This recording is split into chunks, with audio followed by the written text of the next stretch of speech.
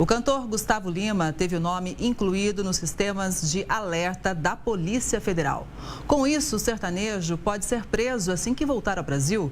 O artista teve a prisão preventiva decretada nesta segunda-feira. Ele é um dos indiciados da operação que investiga a lavagem de dinheiro de jogos de azar ilegais. A informação é de que o cantor está com a família nos Estados Unidos. Para entender melhor, a gente faz conexão com o professor de Direito Constitucional da Universidade Federal Fluminense, o Gustavo Sampaio. Doutor, boa tarde, seja sempre muito bem-vindo aqui ao Conexão. Vamos entender melhor esse caso, né? Por que a prisão preventiva foi decretada e não a temporária? Boa tarde, Kelly. Boa tarde a todas e a todos também. A prisão preventiva é uma modalidade de prisão prevista no Código de Processo Penal brasileiro. O Código de Processo Penal é uma lei federal que regula a atividade da jurisdição brasileira em matéria penal. Então, é claro que prisão preventiva é sempre exceção, nunca regra.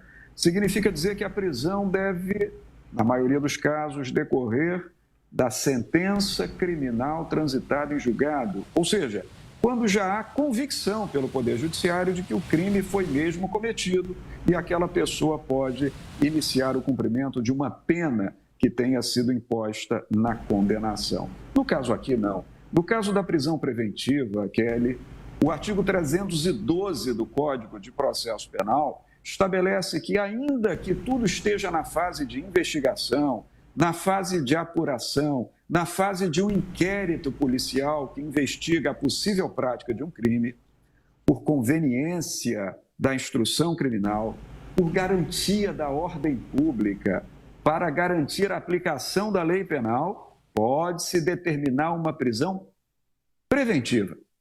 Você falou da prisão temporária. A prisão temporária também é prevista em lei no Brasil, a Lei 7.960 de 89, mas ela se destina apenas a determinados crimes. Já a prisão preventiva, prevista no Código de Processo Penal do Brasil, se aplica genericamente a mais crimes e se destina a isso, a garantir que a lei penal seja cumprida.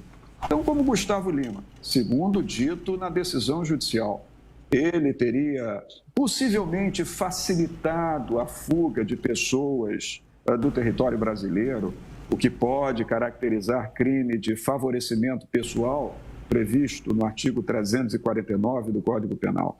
Como ele teria tomado medidas pessoais de afronta à lei penal e à lei processual penal, decretou-se-lhe a prisão preventiva para que não haja risco de fuga, não haja risco dele manusear a influência que ele possa ter em dinheiro ou em relações políticas para comprometer o produto das investigações. Kelly, esse é o quadro. Agora, doutor, a influenciadora Deolane Bezerra, ela já saiu da prisão. A gente é um outro caso que temos acompanhado aqui, né? Que tem a ver, inclusive, com a mesma operação. A advogada deixou hoje o presídio de Buíque, no agreste de Pernambuco. Ela foi solta depois de uma decisão do Tribunal de Justiça que beneficiou 18 investigados ao todo. Deolane estava presa desde o dia 10 de setembro, quando teve a prisão domiciliar revogada apenas um dia depois de ser libertada da prisão no Recife. Ela é uma das suspeitas, claro, dessa operação que mira também o cantor Gustavo Lima, como eu falei agora há pouco. Agora, doutor, ela descumpriu as medidas cautelares da primeira vez da liberdade provisória. E aí existia essa dúvida, né, se ela conseguiria um novo habeas corpus, e conseguiu, né? É fato. E aqui se explica, Kelly, é um caso diferente em aparência do caso do cantor Gustavo Lima. Embora tudo venha no seio das mesmas investigações policiais em torno de empresas de exploração de bets, jogos eletrônicos, jogos de azar, que, portanto, possam determinar lá na frente uma condenação à pena de prisão, na fase da investigação, como eu disse agora há pouco, a prisão preventiva é exceção, não é regra. Então, Deolane Bezerra teve contra si a prisão decretada preventivamente. Logo depois, ela obteve liberdade sob condições. Descumpriu uma das condições, que teria sido a de não fazer apelo à atividade de imprensa, a publicações em rede social. Voltou para o cárcere, voltou a ser presa. E no novo habeas corpus, o desembargador no Tribunal de Justiça do Estado, analisando a determinação de prisão que viera da 12ª Vara Criminal da capital, lá no Recife, entendeu o magistrado de apelação, desembargador do julgamento do habeas corpus, que naquele momento as condições não estavam presentes. E eu quero aqui, Kelly, deixar uma explicação importante. O próprio Ministério Público, que é o autor da ação penal, ele é o senhor da ação penal, ele é aquela instância que acusa a pessoa, não que julga, quem julga é o Poder Judiciário.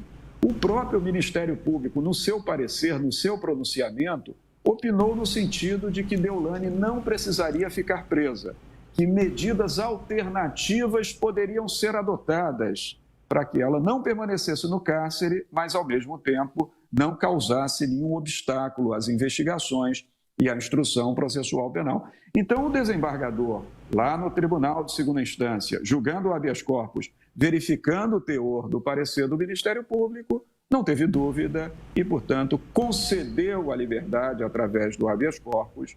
Vamos ver agora como as coisas correrão daqui em diante. Se ela vai permanecer em obediência às determinações ou se ela gerará alguma nova causa que determine a sua volta, o seu retorno ao cárcere, à penitenciária. Certo é que ela está em liberdade, mas medidas constritivas permanecem válidas, como bloqueio de bem, interrupção do funcionamento de contas bancárias e medidas ditas cautelares adotadas no curso das investigações. Olha, apresentar a Conexão é muito bacana, doutor, porque a gente aprende, né? Hoje em dia todo mundo fica ali só no clique da manchete e aqui a gente tem a oportunidade de aprender sobre de tudo um pouco, inclusive sobre a lei brasileira neste momento. Muito obrigada, sempre é muito importante te ouvir, doutor. Uma boa tarde, até a próxima.